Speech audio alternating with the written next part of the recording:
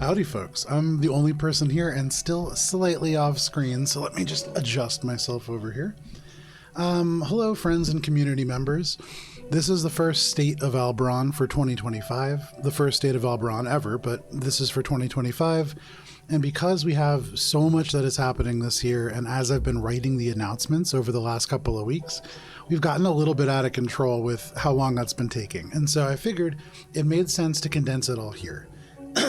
I had planned to film this and then release this on YouTube, but quite frankly, I forgot. And so here we are. I remembered about 20 minutes ago, and now I'm here. So a couple of things. We've been playing since 2019. We began as a group of people who really just played around the kitchen table, rotating kitchen tables like most D&D games are. We had, I want to say, like 8 people in our original group. And then as we began to stream, we did whittle it down a little bit.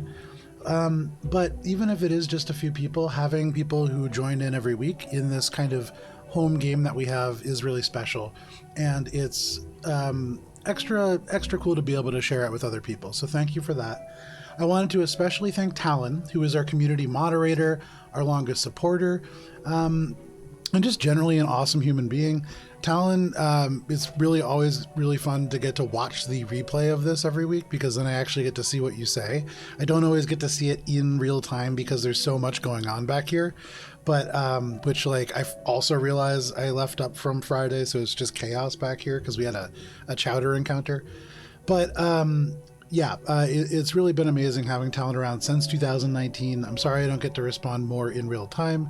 Gunnar has also been to many of our D&D game chats, and it's meant a lot to hear you like the early games that we played, especially because those were really rough around the edges, especially because that was literally when I was learning how to run D&D. So very excited that you like that. Also, this year we've had Dan Diz, Dice Dragons Guild, and Dragonborn Industry who have stopped in and supported us in a variety of ways and hung out more frequently in chat. And so thank you for being part of the adventure, and we hope to see you more in the year to come. Now, 2024 was probably the coolest year that we've had so far. We played 38 sessions of D&D, 43 sessions of Starfinder. Ari ran Shadow Dark for us. Hannah got involved to play Humblewood, or ran Humblewood for us as a 2-part adventure. And most recently, Tina jumped in to run a Yule special adventure that was a blast and part of a larger sort of thing that I'll talk about in a moment. Kara stepped in to play a pretty major role, leading a 5-part special Iron and Thorn Cipher System game that was really special to be a part of, our annual cooking one-shot Feast of the Noble Vale, and printing a tremendous amount of material for us, including this like gigantic Colosseum that you'll see when we air a special sometime that I'll talk about in a moment. Dan also stepped up and printed a lot of stuff out for us. I got to run a couple special one-shots for Starfinder that really centered around some of that terrain. And actually, if you watch the Starfinder campaign, you'll see a lot of like really cool sci-fi stuff, and a lot of it comes from Dan. So thank you for that. And really everybody. I know that Vincent, Hannah, Olive, and maybe Matt are all kind of watching right now, so thank you for everybody for just being a part of this game. It takes everybody to really build this world together, and I really appreciate all of you a tremendous amount. You're my best friends. So 2025, this is going to be a very special year. Starting in January 2nd, which is tomorrow, our players for Starfinder will be coming in a black New Year's Eve attire to celebrate the start of our new season of play, and also to celebrate Ari and John's wedding one more time by using the colors from their wedding for our New Year sessions. That carries over into January 3rd, which is going to be the Gold New Year sessions for D&D players, continuity of that event. Starting next Sunday, which is January 12th, followed by January 26th, and then February 9th with 1 to 2 more sessions slotted in, we are going to be playing Fallout Black Heart of Texas, which is an original Fallout adventure that I wrote. This is something that Modifius and Bethesda both said that we could run. It uses Modifius's Fallout TTRPG system, and it's going to begin in the settlement of Bliss in the Texas hellscape right after the events of Fallout 4, as a party has been summoned by the Ghoul Baron to help him break through the Brahmin lords of the region.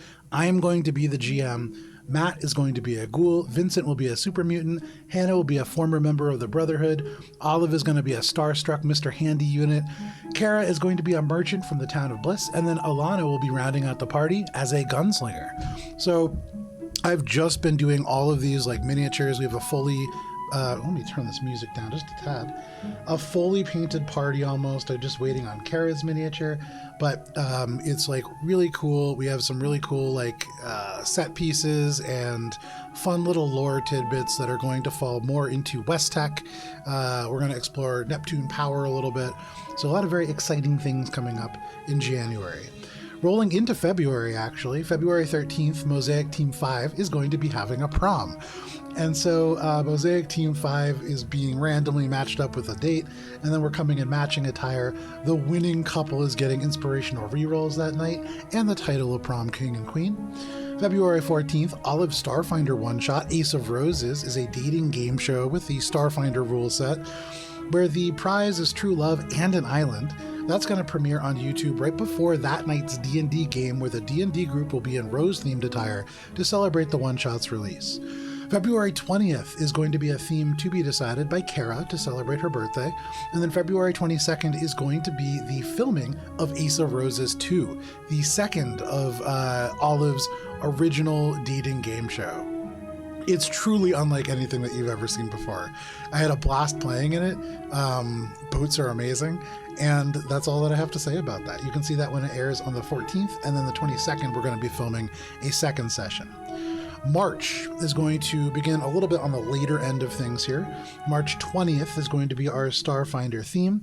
This is going to be our flower festival to welcome the oncoming spring. There's going to be many flower-themed treats to be enjoyed by the players. I'm going to be providing some of those. March 21st will be the Aromatic Festival, where we will be sipping on some aromatic cocktails and likewise celebrating this season. Hopefully I'll have other people supporting me in the cocktails, as I'm not the best at making them, but I do have a rosemary one that I would like to make. March is also going to be where we're going to be filming or live playing, I'm not quite sure, the Iron and Thorns 2 campaign, the second campaign using cipher systems led by Kara. The first one was amazing. We got to build this like living, breathing town together and then play this like horror mystery.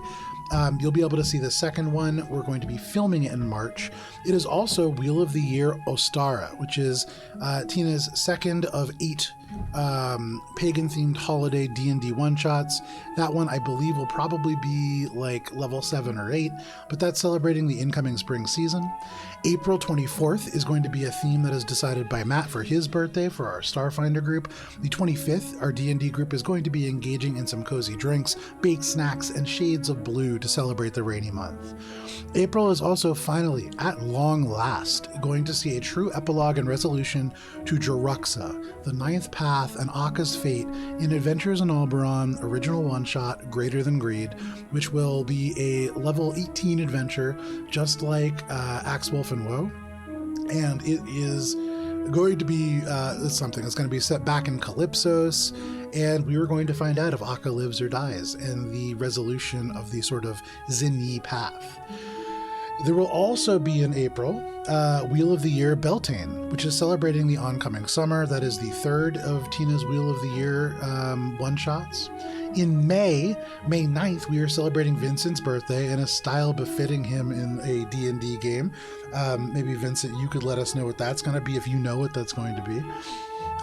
But that is going to be the 9th. The 22nd, the Starfinder crew will be celebrating World Goth Day, as we have a goth-themed adventure and a specialty goth drink that I'm going to be hoping to bring back from my college years.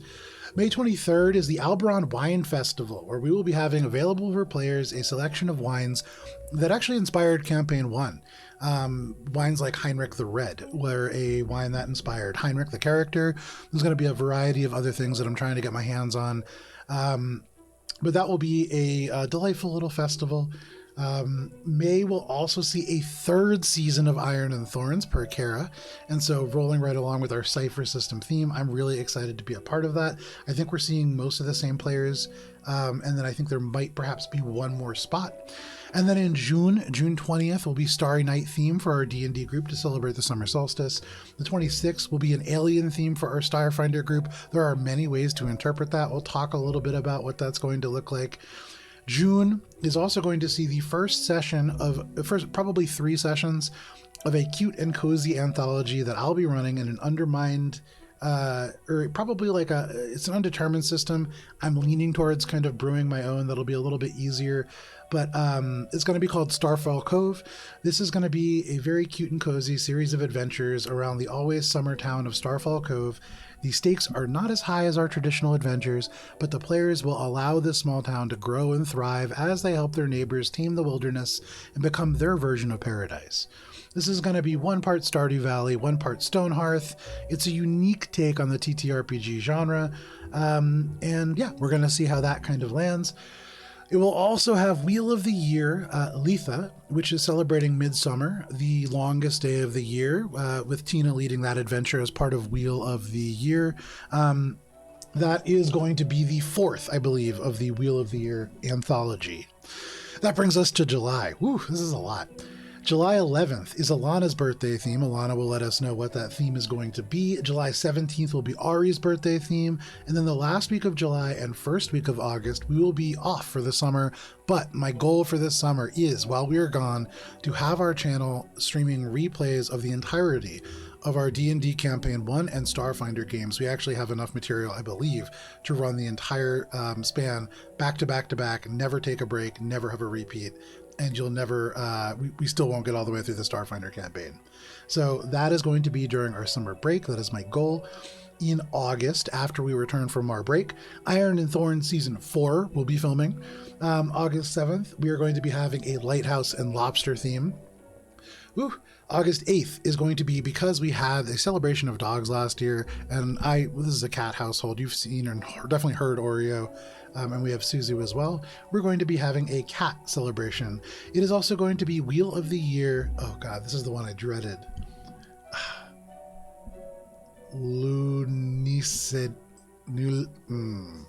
Wheel of the Year. There will be a celebration of the oncoming harvest. It's a really hard one to spell and pronounce.